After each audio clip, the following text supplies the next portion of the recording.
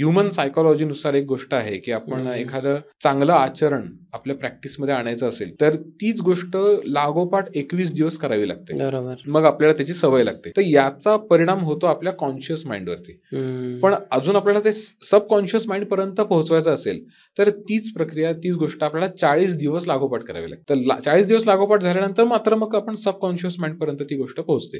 हंसयोग किंवा सोहम साधनेबद्दल देखील आपल्याला काही उन्नत अवस्था देखील आहेत. म्हणजे हंसयोगमध्ये डीपमध्ये जसं जाल सद्गुरू सानिध्यामध्ये, तशा अनेक अशा गुप्त रहस्यमयी साधना आहेत सोहममध्ये देखील. त्यामध्ये देखील ही आवर्तनं सांगितली जातात. मंडल दीक्षेमधला पण एक पार्ट आहे हा, की 40 दिवस एकच आवर्तन 40 मिनिट करावं लागतं साधनेचं.